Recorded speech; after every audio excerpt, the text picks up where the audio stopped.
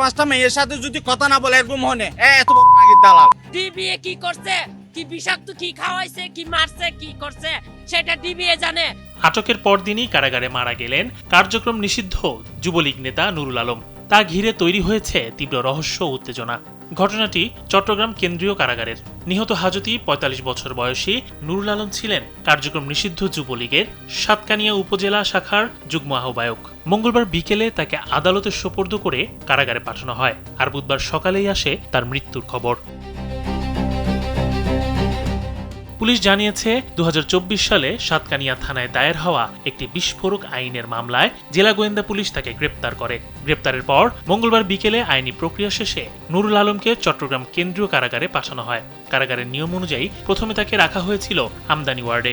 সাতকানিয়া থানার একটা বিস্ফোরক আইনের মামলার সন্দিগ্ধ আসামি হিসাবে ডিবি গ্রেফতার করছে। এই ডিবি আমাদের কাছে হ্যান্ড ওভার করছে। হ্যান্ড ওভার করার পরে আমরা ওই মামলা তাকে যথাযথ পুলিশ করার মাধ্যমে সবকিছু দিয়ে তাকে আমরা বিজ্ঞ আদালতে সুপর্দ করছি। এদিকে কারা কর্তৃপক্ষ দাবি করছে কারাগারে প্রবেশের সময় নুরুল আলম সম্পূর্ণ সুস্থ ছিলেন এবং নিজের কোনো শারীরিক অসুস্থতার কথা জানাননি।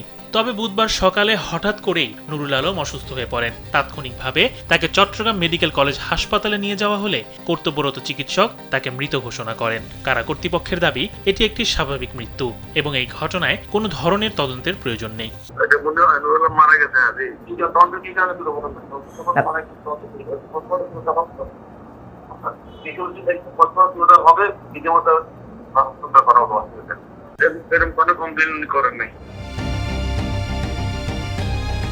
নিহত নুরুল আলমের পরিবারের দাবি, জমি সংক্রান্ত পুরনো বিরোধের জেরে রাজনৈতিক প্রতিপক্ষের প্রভাবে তাকে সম্পূর্ণ মিথ্যা মামলায় ফাঁসানো হয়েছিল।